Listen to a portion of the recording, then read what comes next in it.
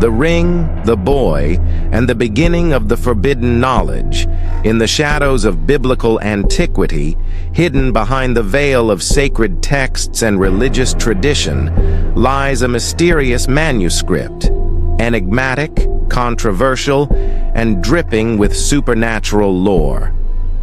It is not found in the Torah, the Bible, or the Quran, yet it claims to be the account of one of the most legendary kings of all time.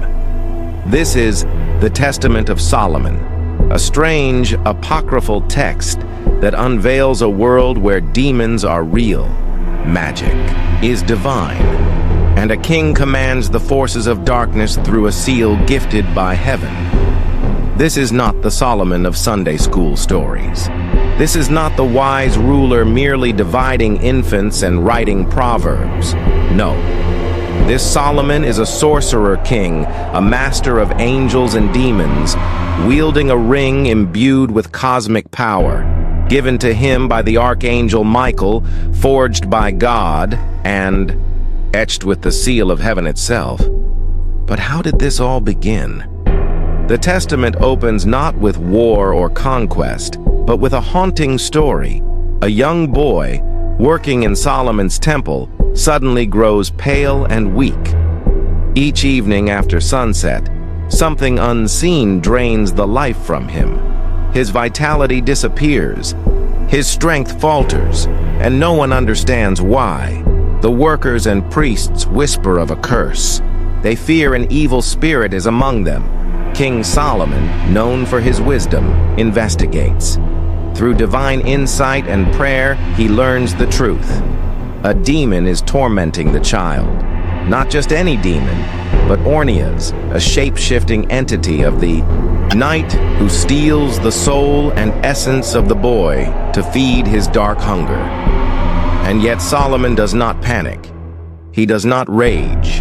Instead, he turns to the heavens. He prays fervently to the Most High. And in response, an angel is dispatched.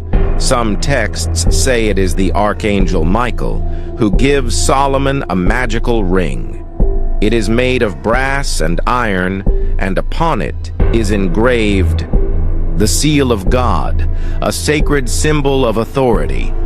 The angel speaks to Solomon, telling him this ring holds the power to control and command demons.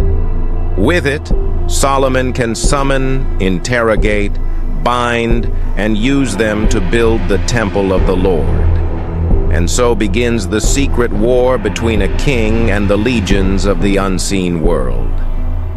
With the ring in hand, Solomon casts it toward Ornias, who immediately falls under the king's control. Bound by the divine power of the seal, the demon trembles, unable to resist. Solomon interrogates him and demands answers. What is his name? What is his purpose? What power does he hold? Ornias confesses he strangles men at night and steals their vital energy. He fears only the name of the angel Uriel. He is but one among many, and there are legions more, each with their own ranks, domains, and weaknesses. This confession is key to the entire Testament. For Solomon does not simply defeat demons, he catalogs them. He becomes not just a king or a prophet, but an occultist, compiling an esoteric grimoire. He will go on to summon and bind 72 demons, each with unique attributes, powers, and vulnerabilities. This sacred forbidden list would later inspire the famed medieval grimoire, the Lesser Key of Solomon, or Lemegeton, which includes the notorious Ars Goetia. But in this original text, it is not just about magic, it is about divine authority. Solomon does not act on his own. He uses angelic names, celestial hierarchies, and heavenly command. The Testament becomes a spiritual manual as much as a demonic directory. Ornias, now bound, is forced to retrieve the prince of demons, Beelzebul himself. Yes, Beelzebul, the ancient lord of flies, the high-ranking spirit of pride and rebellion, answers the summons of the king. he too is interrogated, and he too is bound by the power of the ring. And then it becomes clear, Solomon's ring is no mere trinket. It is a spiritual weapon, a divine technology capable of dominating the very rulers of hell. And from here, the floodgates open. Solomon begins to summon demon after demon, spirit after spirit, each representing a vice, a plague, a sickness, or a temptation. Some are male, some are female, some are androgynous. Some take the form of animals, monstrous hybrids, or shadowy mist. They confess their sins, their powers, their methods of affliction, and most importantly, the name of the angel or spell that can repel them. The Testament of Solomon is structured as a bizarre courtroom of the supernatural. One by one, these demonic entities are forced to reveal their secrets to the king. Each confession is a theological and magical revelation. Solomon uses this knowledge not only to protect his people, but to enslave the demons into building the Temple of Jerusalem, the very house of God. Imagine the irony. Unclean spirits, agents of chaos, forced to construct a sacred temple brick by brick. This is cosmic reversal. It is spiritual warfare at its most paradoxical. And yet, the text does not always paint Solomon as a purely holy figure. As the Testament progresses, Solomon begins to exhibit pride. He revels in his power. He is no longer merely a vessel of divine will, but a man intoxicated by control. He commands not only demons, but also angelic beings, celestial entities of immense light and power. He seeks to understand the heavens, to master astrology, alchemy, and the secrets of the stars.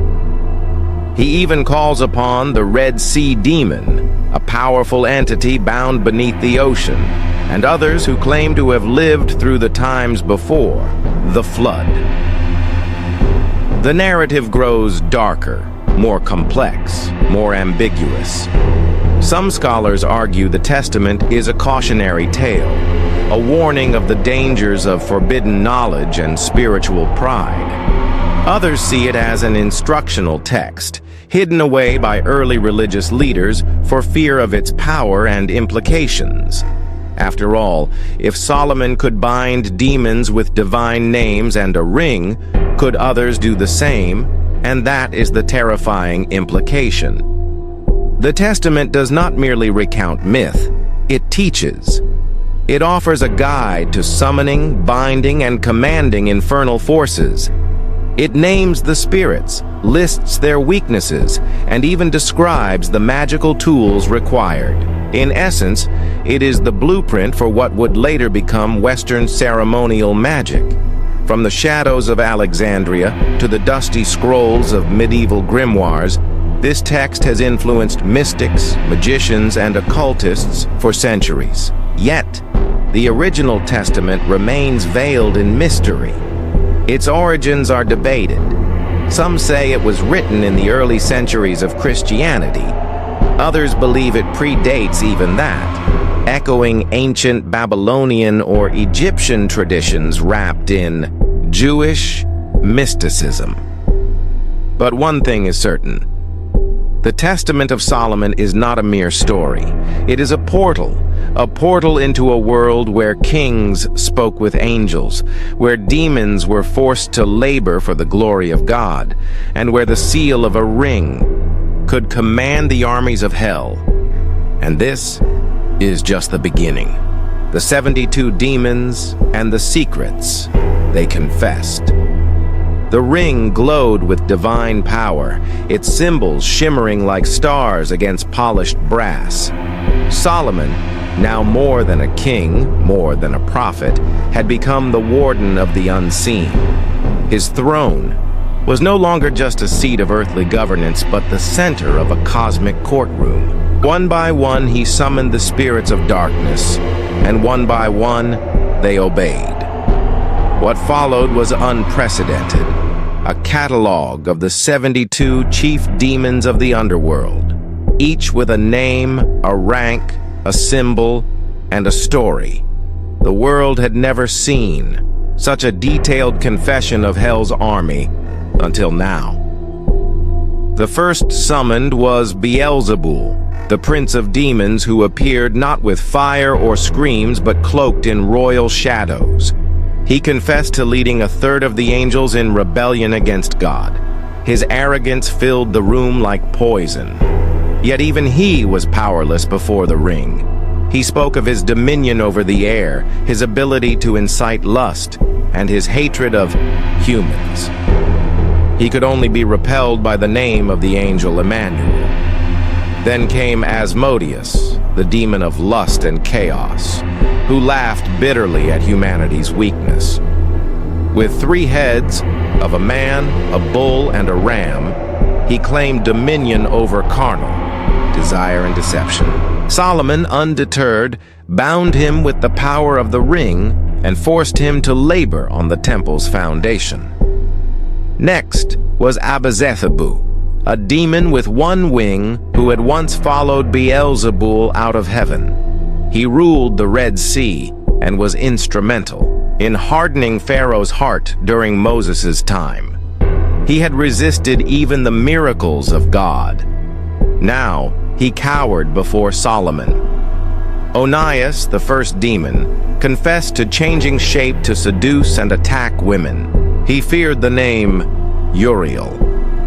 Envy, a grotesque spirit cloaked in jealousy, admitted to sowing hatred among brothers and turning peace into war. Each demon told not only of their nature, but also the way to defeat them. They revealed the sacred names. They feared the herbs and incantations that would banish them, and the astrological signs under which they grew strongest or weakest. This was no mere mythology. It was a handbook of spiritual warfare. Some demons were vast and cosmic, spirits of the wind, of the moon, of the stars. Baruch, a spirit of the night, cloaked in darkness, fed on the sorrow of women in childbirth. He was banished by the utterance of a single name, El.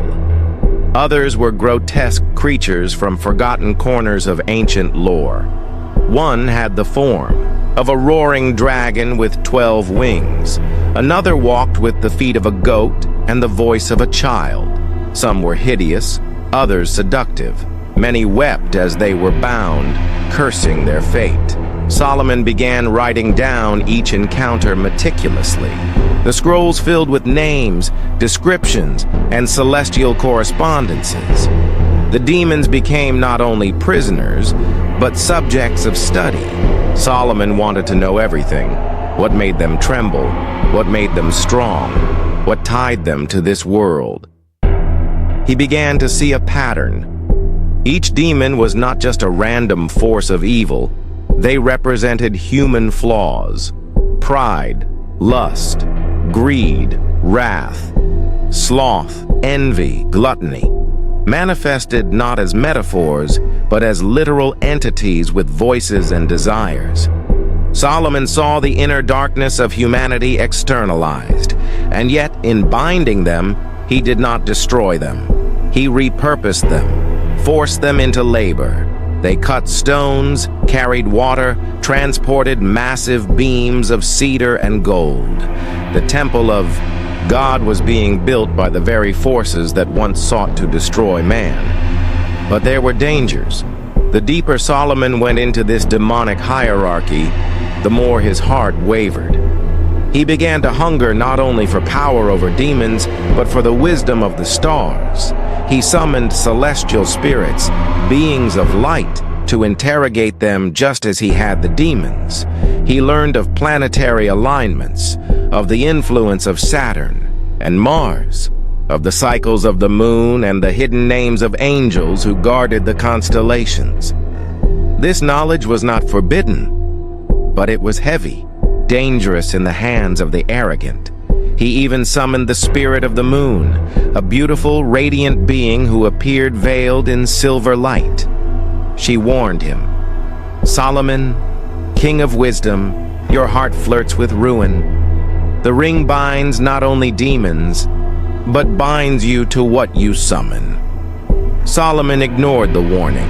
He began summoning spirits not to bind them, but to question the mysteries of time, fate, and the future. He wanted to know when he would die, who would succeed him, if any man would surpass his greatness. The spirits grew reluctant. The answers were veiled, cryptic, and unsettling.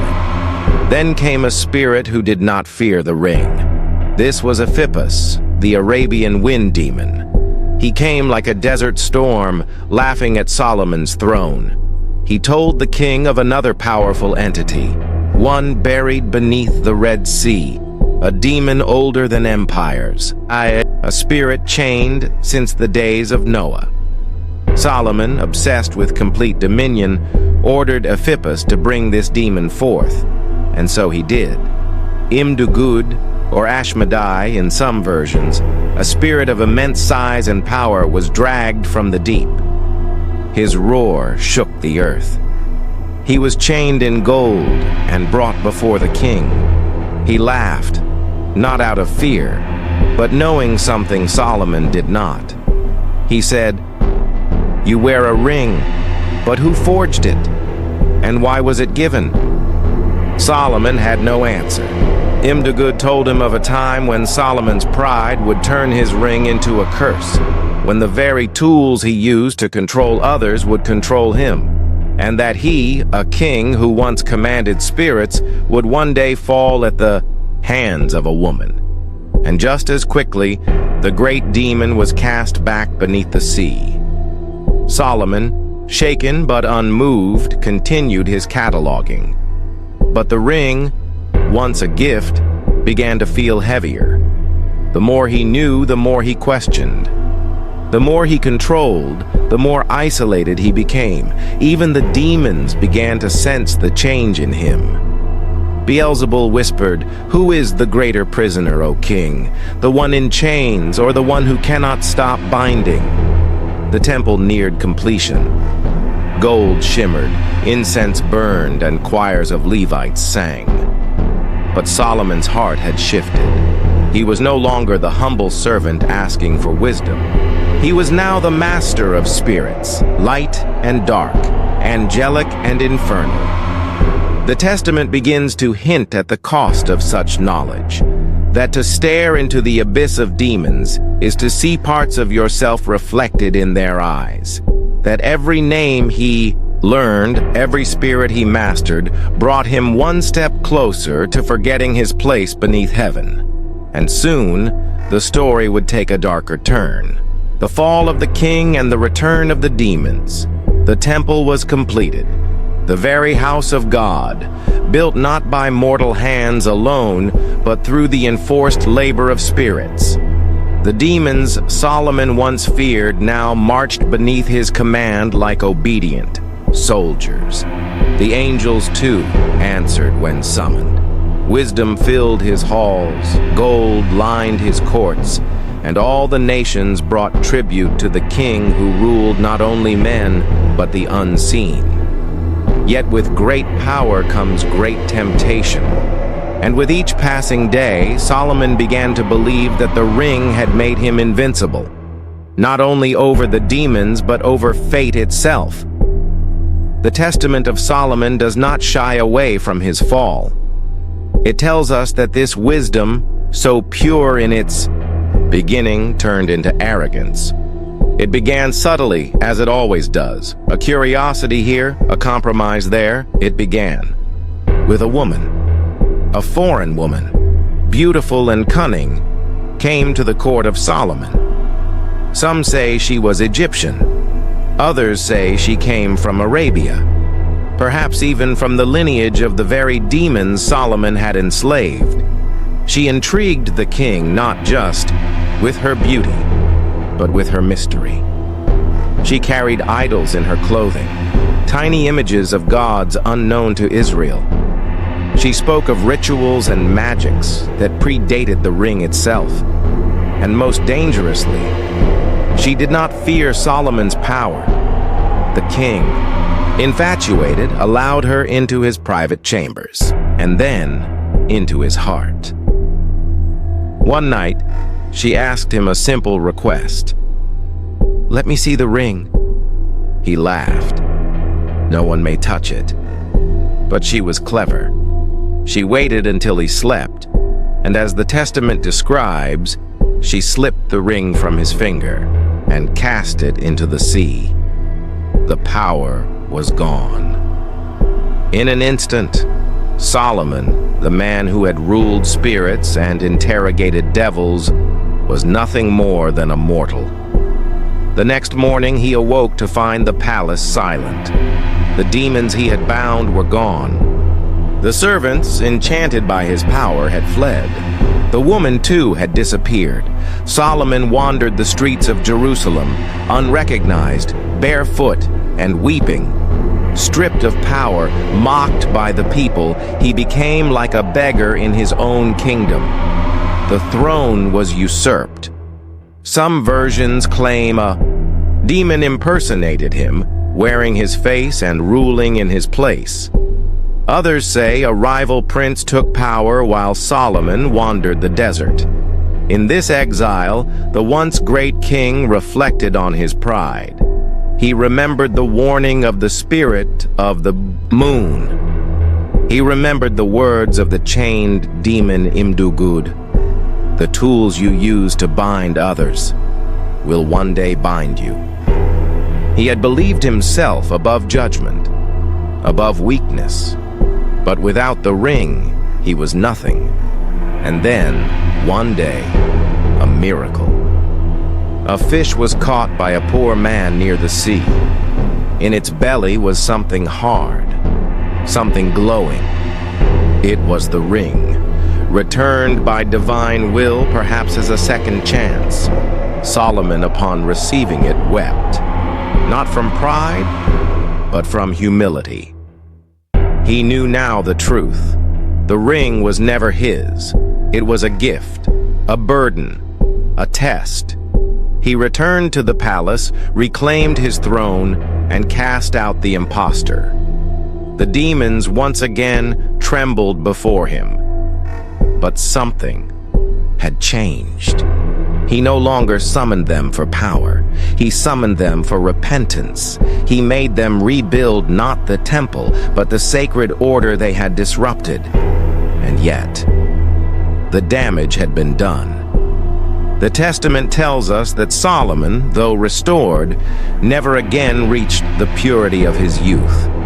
His hunger for knowledge had opened doors not meant for man. His encounters with the demons had left scars, spiritual ones. And though he reclaimed his ring, he lost something else, his innocence. In the final sections of the text, Solomon begins writing warnings. He pleads with future generations. Do not fall into pride. Do not seek power over spirits without guidance. Do not play with the names of God as if they were mere spells. He warns of the dangers of the hidden arts, astrology without understanding, magic without morality, invocation without humility. He describes how the demons lie even under command, how they twist truth with just enough poison to corrupt. Most chillingly, he reveals that some demons cannot be destroyed, only bound, and that when their names are forgotten, they rise again. The testament ends not with a victory, but a tension. A warning that the war between light and darkness is not over, and that those who seek the ring may find themselves bound to it forever. In this strange and mystical document, Solomon is both hero and cautionary tale. A man gifted with divine wisdom who dares to walk the razor's edge between heaven and hell. A man who commanded spirits but could not command his own heart. Yet the Testament does not condemn him. It preserves his memory as a complex figure, one who stumbled but did not fall completely. A man chosen by God, yet tested like no other, and it leaves us with one haunting thought. If Solomon, the wisest of men, could fall prey to the seduction of power, what hope do we have without humility? The legacy of the seal. Forbidden knowledge and occult resurrection. Long after Solomon's death, his kingdom was divided. His temple, once the shining beacon of the divine, would eventually fall. But the testament survived, whispered from scribe to scribe, copied in secret by mystics and hidden among apocryphal scrolls. It passed through the centuries like a spark in the shadows, never extinguished, never fully exposed. The Testament of Solomon is not found in the Bible. It is not sanctioned by churches or synagogues. It was never meant for the eyes of the ordinary. And yet, it has endured. Why? Because buried in its mystical verses lies something irresistible. Forbidden knowledge. A glimpse behind the veil.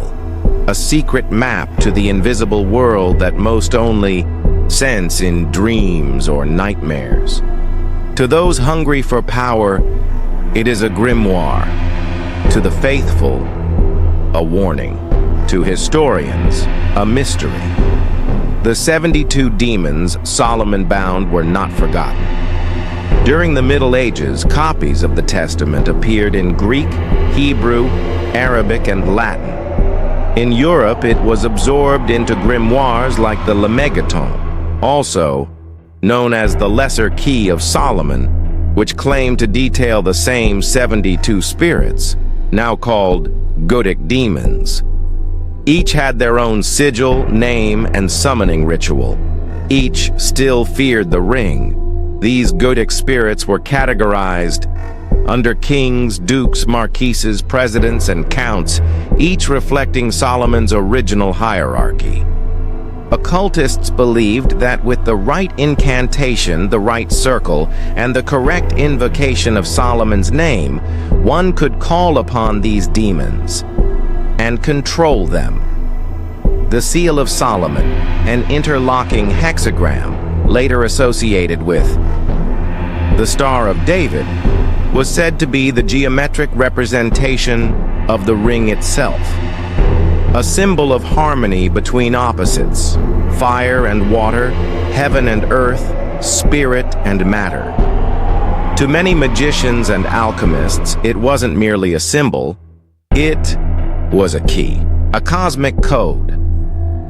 Medieval texts describe the ring as being made of brass and iron, inscribed with the Tetragrammaton, the unutterable name of God.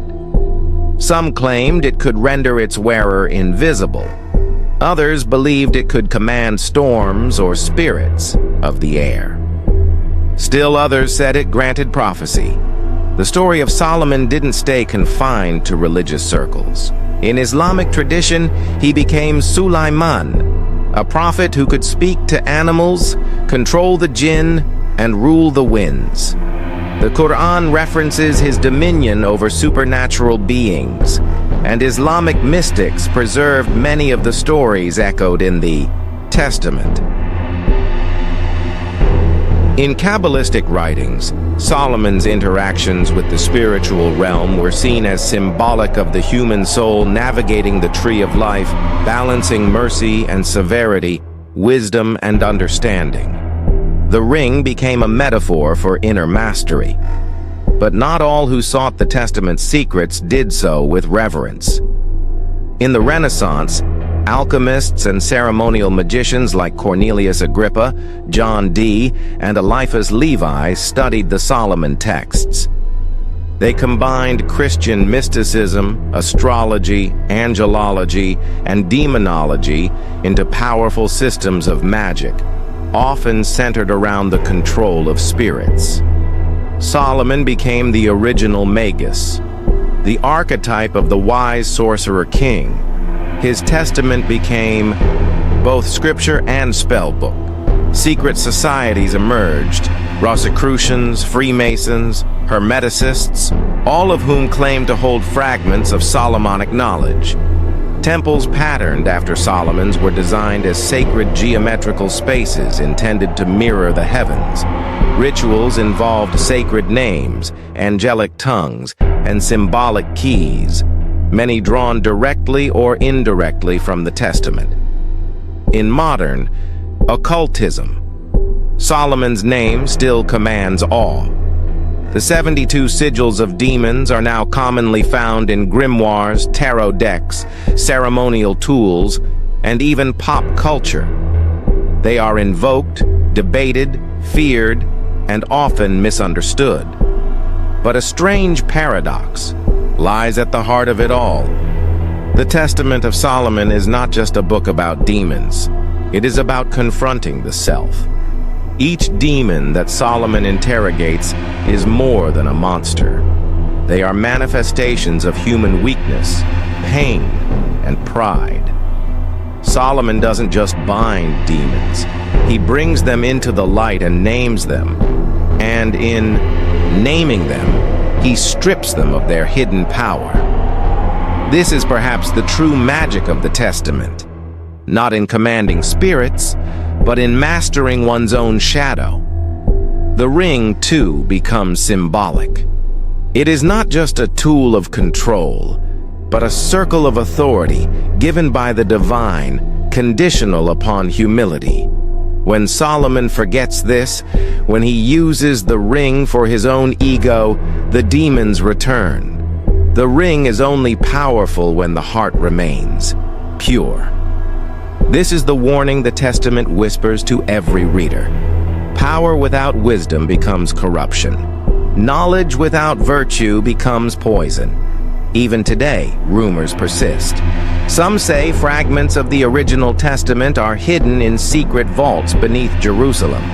Others claim it has been passed down in coded manuscripts among occult orders. Some believe the Ring of Solomon still exists, waiting to be found or feared. And while many dismiss the Testament as myth or allegory, others swear by its truth. That there is a spiritual war raging unseen, that demons still wander the earth, and that those who know their names have an advantage. But the final lesson of Solomon's story is not about conquest, it is about balance. The king who ruled demons also lost to them. The man who built the temple also profaned it. The wisest mortal was also the most tragically flawed. And maybe that is the secret to his enduring legacy. Not that he was perfect, but that he was real. That he struggled between darkness and light, just as we do. So if you ever feel the pull of hidden knowledge, if you find yourself drawn to symbols, spirits, or ancient secrets, remember Solomon. Remember the ring, and ask yourself, do you seek mastery of demons or mastery of yourself?